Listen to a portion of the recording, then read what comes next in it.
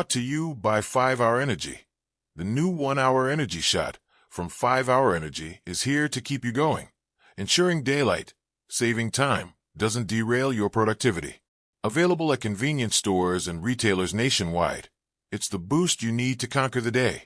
For those watching on ESPN2, an unexpected moment unfolded as an eye irritation took center stage, leading to an unintended thumbs up on camera. Proof that even in the world of live broadcasting, unpredictability reigns supreme. But while the focus briefly shifted, the real story was elsewhere. The quarterback carousel and its ever-evolving drama, with Aaron Rodgers once again at the heart of it. The veteran quarterback finds himself in a landscape where options appear to be dwindling. With the Jets out of the equation and whispers of the Giants and Steelers still circulating, the question remains, does Rodgers sit back and wait, allowing circumstances to dictate his next move? The idea of biding time, waiting for an unexpected injury, a contractual dispute, or an off-field issue to create an opening is a plausible one. But is that really the Rodgers way? The notion of being a passive observer in his own narrative seems antithetical to his personality. Historically, he has been a player who thrives on control, someone who shapes his destiny rather than letting external forces decide for him. Enter the Las Vegas Raiders as a potential landing spot, with Maxx Crosby openly advocating for Rodgers to join the team. On the Rush podcast, Crosby expressed optimism that Rodgers could still have a dominant season despite doubts surrounding his ability to return from a serious injury. However, skepticism looms. The Achilles injury is a brutal obstacle, particularly for a 41-year-old quarterback.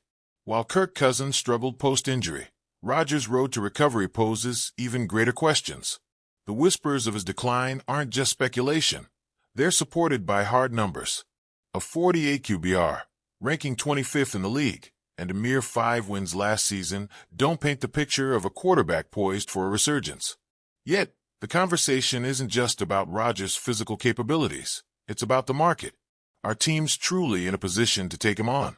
If a franchise like the Titans calls, offering a bridge role, does Rodgers accept?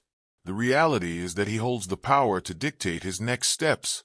The idea of simply waiting for the right opportunity, letting the league come to him, doesn't align with the Rodgers we've come to know. More likely, he controls his exit, retiring on his own terms rather than becoming a stopgap for a team grasping at straws. The discourse surrounding Rodgers' future draws an interesting contrast in media treatment. Why does Maxx Crosby receive leniency when expressing opinions on roster moves, while Micah Parsons faces scrutiny? The answer may lie in branding and perception.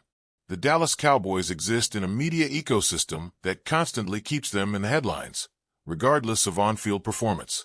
Meanwhile, the Raiders, while a storied franchise, don't generate the same omnipresent coverage. Crosby's past struggles and redemption arc humanize him in a way that Parsons, playing for the league's most visible franchise, doesn't get the benefit of. But if Crosby's endorsement of Rodgers signals anything, it's that, at least in his eyes, there's still gas left in the tank for the future Hall of Famer. Yet the harsh truth remains. The options for Rodgers are evaporating. If the Giants decide to make a play for him, would it even be the right move? If the front office is looking to Rodgers as a job-saving solution, they're already on borrowed time. The reality is that the fit isn't there, not for a team, and not for a quarterback whose best years are likely behind him. The league's quarterback landscape is evolving, and as much as Rodgers has defied expectations before, Father Time remains undefeated. As the quarterback dominoes continue to fall, the conversation shifts to another crucial storyline: the reigning champions. How do they improve from here? That's up next on Sportsmanlike, presented by Progressive Insurance.